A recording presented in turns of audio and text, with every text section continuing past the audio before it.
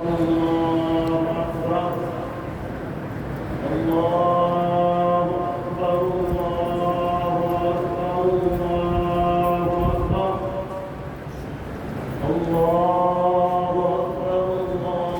أكبر الله أكبر ولله الحمد. الحمد لله الجليل الأكبر خالق الجن والبشر، والصلاة والسلام على سيد الخلق سيدنا ونبينا ومولانا محمد وعلى آله وأصحابه أجمعين. ونشهد أن لا إله إلا الله وحده لا شريك له، ونشهد أن سيدنا ونبينا ومولانا محمدًا صلى الله عليه وسلم عبده ورسوله. ونشهد أنه صلى الله عليه وسلم قد بلغ الرسالة وأدى الأمانة ونصح الأمة وكشف الغمة وجاهد في الله حتى أتاه اليقين. أما بعد، فأعوذ بالله من الشيطان الرجيم. بسم الله الرحمن الرحيم. إنا أعطيناك الكوثر فصل لربك وانحر إن شانئك هو الأبتر. صدق الله العظيم. معشر المسلمين، اعلموا أن هذا يوم مبارك شريف وعيد منيف عظمه الله تعالى وحرمه، وأمر عباده بالتضحية. قال رسول الله صلى الله عليه وسلم: من وجد سعة ولم يضحي فلا يقربن مصلانا.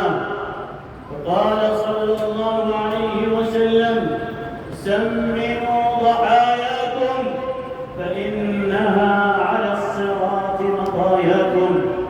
نسأل الله تعالى أن يوفقنا لما يحب ويرضى. بارك الله لنا ولكم في القرآن العظيم، ونفعنا وإياكم بالآيات والذكر الحكيم.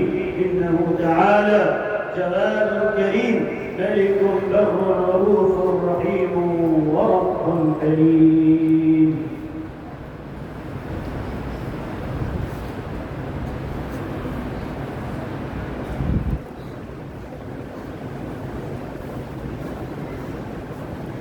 الله أكبر الله أكبر الله أكبر الله أكبر الله أكبر الله أكبر. الحمد لله حمدا كثيرا كما أمر، وأشهد أن لا إله إلا الله وحده لا شريك له إرغاما لمن جحد به وكفر. وأشهد أن سيدنا ونبينا ومولانا محمدا صلى الله عليه وسلم عبده ورسوله. أما بعد، أيها المسلمون، إن الله تعالى قد أمركم بأمر بدأ فيه بنفسه، وسنى بملائكته المسبحة لقدسه، وسلت بكم أيها المؤمنون من برية جنه وإنسه. فقال تعالى مخبرا وآمرا: إن الله وملائكته يصلون على النبي يا أيها الذين آمنوا صلوا عليه وسلموا تسليما.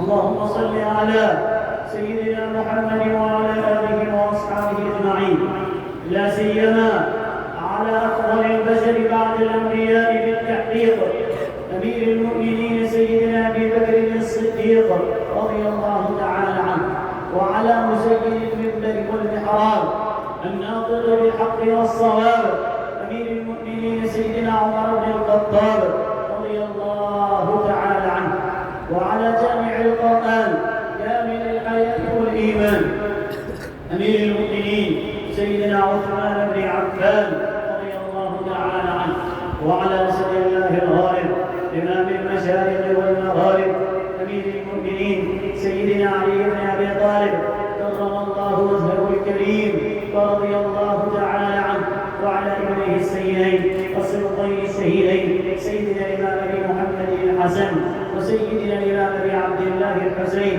رضي الله تعالى عنهما، وعلى أمهما سيدة نساء العالمين سيدتنا فاطمة الزهراء رضي الله تعالى عنها، وعلى تمام العشرة المبشرة والذين بايعوا النبي تحت الشجرة وسائر الصحابة والتابعين ومن تبعهم بإحسان أجمعين إلى يوم الدين.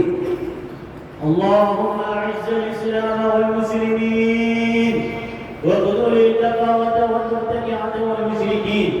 اللهم شتت شمل أعداء الدين ومزق جمعهم يا مبيد الظالمين. ربنا كن لنا ولا تكن علينا، واحفظ أهلنا وأموالنا وبلادنا يا ذا الجلال والإكرام، واكتب اللهم الستر والسلامة والعافية علينا وعلى عبيدك الحجاج والغزاة والمقيمين والمسافرين في برك وبحرك وجوك من أمة سيدنا محمد صلى الله عليه وسلم أجمعين. اللهم آمنا في أوطاننا، اللهم آمنا في أوطاننا، واجعل اللهم بلدتنا هذه وسائر بلدان المسلمين آمنة مطمئنة يا أكرم الأكرمين. اللهم احفظ إخواننا المستضعفين في كل مكان.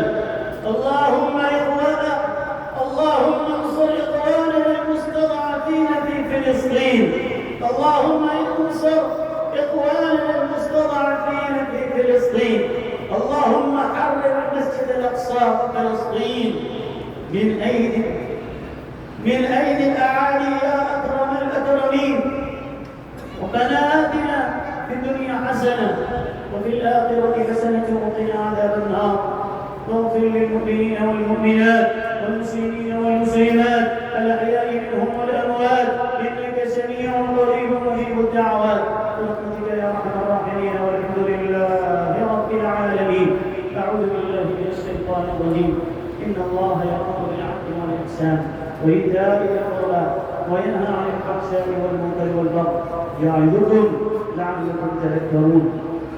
اذكروا الله العظيم يذكركم وادعوه على نعمه يزد لكم، وذكر الله تعالى أعلى وأولى وأعز وأجل وأهم وأتم وأكبر.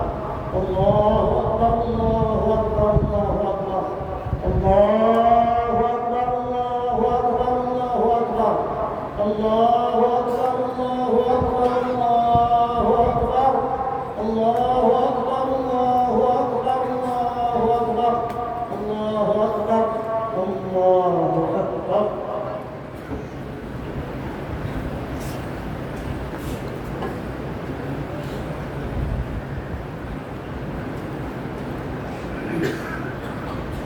السلام عليكم ورحمة الله وبركاته.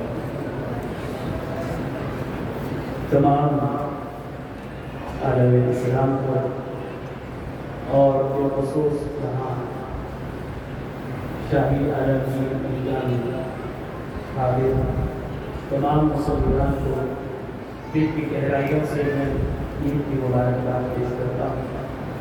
اللہ تعالیٰ اس عید کو ہمارے لیے خیر اور برکت کا ذریعہ بنائے اور ہماری قربانیوں کو ایسے ہی قبول کرے جیسا کہ اس نے حضرت ابراہیم علیہ السلام کی قربانی کو قبول کیا، جیسا کہ اس نے اپنے حبیب سیدنا محمد رسول اللہ صلی اللہ علیہ وسلم کی قربانی کو قبول کیا. بزرگان محترم اور عزیزان ملت اسلامیہ، اللہ تعالیٰ نے آج کے اس مبارک دن دو اہم کام انجام دینے کا ہمیں حکم دیا. سورہ کوثر میں فرمایا فصل لربک وانحر، اپنے رب کے لیے نماز پڑھو اور قربانی کرو. ایک مرحلہ تو الحمدللہ تکمیل پایا نماز کا، اور اس کے بعد قربانی کی طرف آپ سب اور ہم سب جائیں گے۔ اللہ ہماری عبادتوں کو قبول فرمائے۔ میں بالکل مختصر انداز میں کچھ پیغام آپ حضرات کے حوالے کرنا چاہتا ہوں۔ وہ یہ کہ جب بھی یہ مبارک دن آتا ہے، حضرت سیدنا ابراہیم خلیل اللہ علیہ السلام اور آپ کے مبارک گھرانے کی یاد ہمارے ذہنوں میں بالکل تازہ ہو جاتی ہے، اور ایسے معلوم ہوتا ہے کہ حضرت اسماعیل کا ذبح کرنے کا واقعہ ہزاروں سال پہلے کا نہیں بلکہ کل ہی وہ واقعہ ہوا ہو۔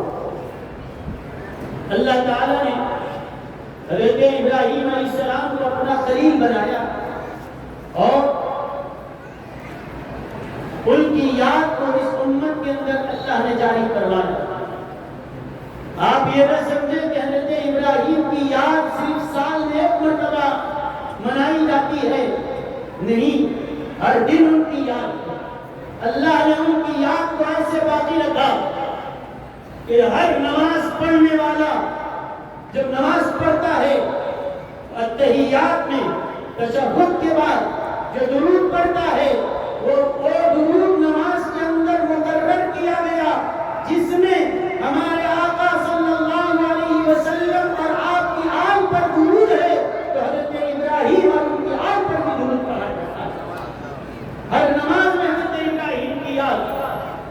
طواف کرنے والا جب بھی طواف کرتا ہے تو ہر طواف کرنے کے بعد، چاہے حج کا ہو یا عمرے کا ہو یا نفل، ہر طواف کے بعد 2 رکعت نماز وَاتَّخِذُوا مِن مَّقَامِ إِبْرَاهِيمَ مُصَلَّى کے حکم کے تحت مقام ابراہیم کے سامنے ادا کی جاتی ہے۔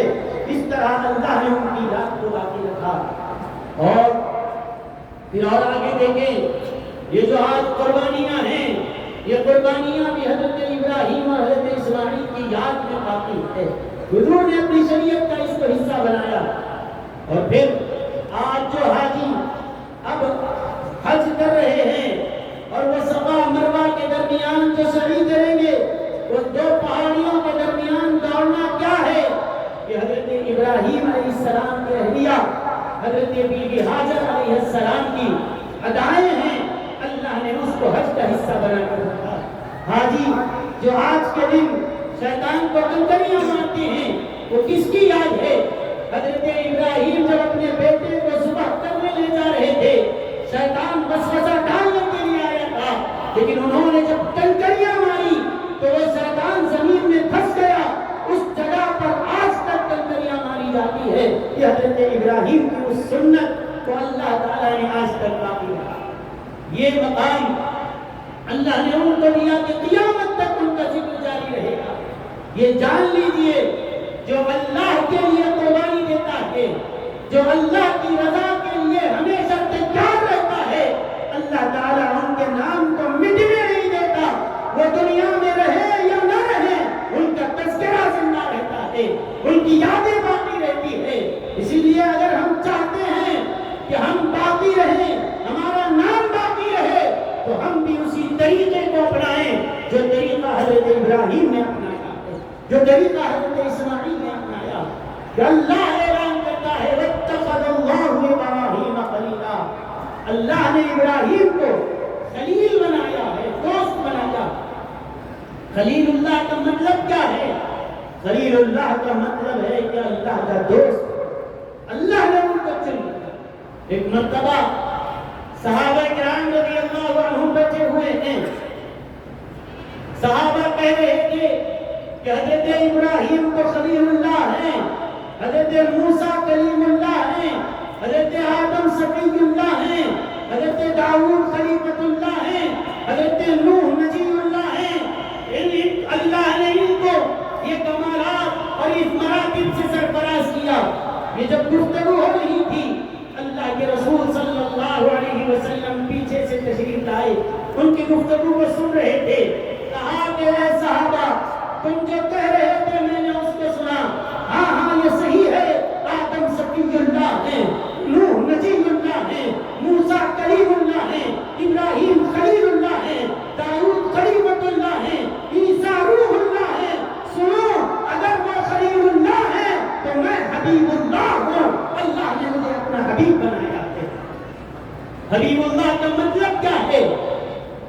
حبیب اللہ کا مطلب بھی ہے اللہ کا دوست، خلیل اللہ کا مطلب بھی ہے اللہ کا دوست۔ تو حضرت ابراہیم بھی اللہ کے دوست، ہمارے نبی بھی اللہ کے دوست، لیکن دونوں میں فرق ہے۔ خلیل کچھ کوئی اور دوست ہوتا ہے، حبیب کچھ الگ انداز کا دوست ہوتا ہے۔ خلیل بھی دوست، حبیب بھی دوست۔ یہ خلیل اللہ بھی اللہ کے پیارے، حبیب اللہ بھی اللہ کے پیارے، لیکن علماء فرماتے ہیں دونوں میں فرق یہ ہے، خلیل اللہ اس دوست کو کہتے ہیں جو اپنی مرضی پہ نہ چلے، وہی کرے جو رب چاہتا ہے۔ خلیل اللہ وہ ہے کہ جس کا ہر عمل اللہ کے تابع ہو۔ خلیل وہ ہے جو وہی کرتا ہے جو اللہ چاہتا ہے، اور حبیب وہ ہے اللہ وہ کرتا ہے جو مصطفیٰ چاہتے ہیں۔ یہ حبیب میں اور خلیل میں بڑا فرق ہے۔ خلیل وہ کرتا ہے جو رب چاہتا ہے، اور حبیب وہ ہوتا ہے جو یہ چاہتے ہیں رب کہتا ہے۔ اللہ نے چاہا کہ بیٹا ذبح کیا جائے، خلیل اللہ تیار ہو گئے۔ اللہ نے چاہا کہ جان کا امتحان ہو، آگ میں کودنے تیار ہو گئے۔ یہ خلیل اللہ ہے۔ اور حبیب وہ ہیں کہ نماز میں ہیں، مصلی پر ہیں، اور چاہتے ہیں بجائے مسجد اقصی کے کعبے کو قبلہ بنایا جائے، تو اب اللہ نے وہی کیا ہے جو اس کا حبیب چاہتا ہے۔ تو اے مسلمانوں، اپنی تقریر پہ ناز کرو، اللہ نے تمہیں اپنے حبیب کا امتی بنایا، اور زندگی گزارو تو نبی جیسی شان والا ہے، امتی بھی ویسی شان والی ہونی چاہیے، امت بھی اسی وقار کے ساتھ زندگی گزارنے والی بنے۔ ایسی حرکتیں اور ایسے اعمال، ایسے غلط کام ہم ہرگز اس میں ملوث نہ ہوں جس کی وجہ سے کل ہمیں قیامت کے دن اللہ کے روبرو اپنے نبی کے سامنے ہمیں شرمندہ ہونا پڑے۔ اللہ ہم سے یہ سوال کرے، تجھ کو میں اتنے لاکھوں پیغمبر دنیا میں آئے، لیکن میں نے اپنے حبیب کا تجھے امتی بنایا ہے، تو نے ان کے امتی ہونے کی حیثیت کا کیا حق ادا کیا ہے؟ میرے بزرگوں اور دوستوں، اللہ نے ان کی زندگیاں ہمارے لیے نمونہ بنا کر رکھی۔ ایک پیغام آج کے اس بڑے اجتماع سے لے کر جاتے کہ اپنے آپ کو اللہ اس کے رسول کے احکام کے تابع کرنا، یہی حضرت ابراہیم کی زندگی کا خلاصہ ہے۔ اذ قال له ربه اسلم، اللہ نے فرمایا ابراہیم جھک جاؤ، حکم کو مانو۔ قال اسلمت لرب العالمین، کہا اے اللہ تیرے آگے ابراہیم کی گردن جھکی ہوئی ہے، تیرے آگے میں جھکا ہوں۔ وہ جذبہ آج ہم کو ایثار کا پیدا کرنے کی ضرورت ہے، وہ اطاعت کا، وہ اللہ رسول کی فرما برداری کا جذبہ پیدا کرنا آج کے عید کا یہی پیغام ہے۔ آپ سمجھتے ہیں کہ صرف جا کر ایک جانور کی قربانی کر دیں تو یہ عید مکمل ہو گئی، ہاں آپ کی ذمہ داری تو ختم ہو گئی، لیکن میں آپ سے گزارش کرتا ہوں صرف آج ایک جانور کو ہی قربان کرنا نہیں ہے، بلکہ آج اپنی انا پیروں پر بھی چھری چلانے کی ضرورت ہے۔ اپنے میں پنے، اپنے تکبر کے گلوں کو بھی کاٹ دو۔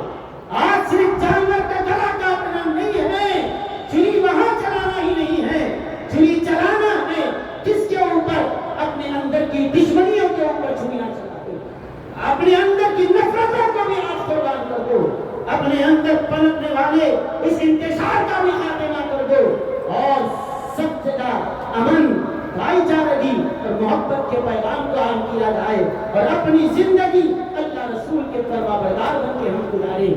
آج کا یہ منظر، یہ اتنے بڑے میدان میں جو جمع ہیں، یہ منظر یاد دلا رہا ہے ہمیں کہ ہمارے ہی کچھ بھائی آج حج کے لیے ایسے ہی ایک میدان میں جمع ہیں۔ اللہ وہ دن بھی لائے جیسے عیدگاہ کے میدان میں ہم کو جمع کیا ہے، عرفات کے میدان میں بھی اللہ ہمیں جمع ہونا نصیب کرے، اور جو جمع یہاں ہو جائیں تو پھر آخرت میں محشر کے میدان میں جب جمع ہو، اللہ تعالیٰ وہاں کی سختیوں کو آسانیوں میں بدلتے ہیں، ہمارے لیے رحمت کے فیصلے فرمائے۔ میرے بزرگوں اور دوستوں، حضرت ابراہیم علیہ السلام اللہ نے ان کو دنیاوی لحاظ سے بہت دولت سے نوازا. اتنی دولت ان کے پاس تھی کہ بکریوں کا حال یہ تھا کہ 5000 بکریوں کا ریوڑ ان کے پاس تھا. وہ جاتے تو بس جنگل میں جہاں تک نظر جاتی بکریاں ہی بکریاں نظر آتی. ان کی حفاظت کے لیے کتے ہوتے، ان کتوں کے گھروں میں سونے کے پٹے ڈلے ہوئے تھے. اتنی دولت ان کے پاس تھی. فرشتوں نے اللہ سے پوچھا، اے اللہ تو نے تو حضرت ابراہیم کے بارے میں کہا کہ یہ تیرے دوست ہیں. بھلا دوست بھی اللہ کا خلیل بھی کیا ہاتھ میں دولت رکھتا ہے؟ اللہ کے خلیل کے پاس تو صرف اللہ کی محبت ہونی چاہیے، دنیا کی دولت کیوں آئی ہے؟ اللہ تعالیٰ نے فرمایا فرشتوں تم خود جا کر دیکھو. لیکن یہ ایک حقیقت ہے کہ اللہ کا یہ خلیل دولت اپنے ہاتھ میں تو رکھتا ہے لیکن دل میں دنیا کی محبت نہیں، صرف اپنے رب کی محبت رکھتا ہے. اسی لیے حضرت محدث دگن ابو الحسنات سید عبداللہ شاہ صاحب رحمۃ اللہ علیہ نے فرمایا، بابا دنیا داری کرنا برا نہیں ہے، دنیا میں کھپ جانا برا ہے. پیسہ کمانا برا نہیں ہے لیکن دنیا میں ایسے کھپ جائیں کہ اللہ رسول کو آخرت کو بھول جائیں، یہ غفلت والی دنیا بری ہے. ورنہ آخرت کی یاد کے ساتھ اگر دولت کمائی جائے تو یہ بری نہیں ہے. دولت حضرت ابراہیم کے پاس بھی تھی. ریوڑ لے کے جا رہے ہیں اور دیکھا کہ ایک جنگل میں پہاڑ کے اوپر ایک شخص ہے جو بیٹھ کے اللہ کی تسبیح بیان کر رہا ہے. سبحان ذی الملک والملکوت، سبحان ذی العزت والجبروت، رب الملائکۃ والروح، یہ تسبیح پڑھتا جا رہا ہے. حضرت ابراہیم رک گئے اور اس شخص سے کہا، اے شخص کتنا پیارا انداز تیرا ہے، میرے رب کا تو ذکر کر رہا ہے، دوبارہ سنا، میں سننا چاہتا ہوں. وہ کہنے لگا، اب تک جو ذکر کر رہا تھا اپنی مرضی سے، اب آپ کے کہنے پر ذکر اور تسبیح ہوگی تو فری میں نہیں کروں گا، کچھ مال دو گے تو کروں گا ورنہ نہیں کرتا. تو آپ نے فرمایا ٹھیک ہے، کر میرے رب کا ذکر، کیا چاہیے میں تجھے دینے پہ تیار ہوں. رک گئے اور کہا کہ یہ جتنی دولت ہے بکریاں 5000 ریوڑ تھے بکریوں کے. کہا کہ آپ ہی دعوت لے لے لیکن میرے رب کا ذکر سن، میں اپنے رب کی تسبیح سننا چاہتا ہوں. میں بڑی معذرت کے ساتھ اپنے نوجوانوں سے یہ درخواست کرتا ہوں اور سوال کرتا ہوں، اگر آپ کے ہاتھ میں قرآن تھمایا جائے اور کہا جائے کہ قرآن کی تلاوت کرو، کتنی دیر پڑھتے ہیں؟ 10 منٹ 15 منٹ پڑھنے کے بعد مانیاں بدلنا شروع کر دیتے ہیں. میں پوچھتا ہوں کیا تم میں کوئی ایسا ہے جو ایک ساتھ بیٹھ کے 3 گھنٹے قرآن کی تلاوت کرے؟ کوئی کہیں گے قرآن ہم کو سمجھ میں نہیں آتا اس لیے دل نہیں لگتا. ٹھیک ہے، قرآن اگر عربی سمجھ میں نہیں آتی کہ اگر تفسیر اردو میں ترجمہ، مراٹھی میں اس کا ترجمہ اور تفسیر ہو، یا حدیث کا کوئی کتاب، اسلامی کوئی کتاب ہو، کہ 3 گھنٹے لے کے بیٹھ سکتے ہیں؟ الا ماشاء اللہ کچھ ہے وہ اللہ کے بندے. میں عام لوگوں کی بات کر رہا ہوں، خاص طور پر نوجوانوں کی. ہم نہیں کر سکتے. حافظ ہے وہ پڑھے گا لیکن غیر حافظ ہے وہ ایک آدھا گھنٹہ پڑھ لے تو بہت ہو جائے گا، اٹھا کر اللہ کے ذکر سے یہ ہمیں دلچسپی ہے. اللہ کے دل سے ہم دعویٰ کرتے ہیں ہم کو اللہ سے محبت ہے، اور اگر 10-15 منٹ سے زیادہ ہم سے ذکر نہیں ہو سکتا، قرآن کی تلاوت نہیں ہو سکتی، لیکن ہم ہی ہیں کہ اگر ہاتھ میں موبائل دے دیا جائے 3 گھنٹے کی مووی دیکھنا ہمارے لیے آسان ہے. فلمیں دیکھ لیں گے، بستر پہ بیٹھے ہیں، رات کے 2-3 کب بج گئے پتہ تک نہیں چلتا. وقت کا اندازہ اس وقت نہیں ہوتا جب اپنے پسند کی چیز دیکھتے ہیں. وقت کا اندازہ تب ہوتا ہے جب مسجد میں حاضر ہوتے ہیں. وقت کا اندازہ تب ہوتا ہے کہ جب قرآن کی تلاوت کی جائے تو پتہ چلا جس سے محبت ہوتی ہے وہ کام کرنا آسان ہوتا ہے، اس کو سننا بھی جی چاہتا ہے. ہم زبان سے کہتے ہیں ہمیں اللہ سے محبت ہے، جب اللہ سے محبت ہے تو پھر نماز سے کیوں محبت نہیں؟ جب اللہ سے محبت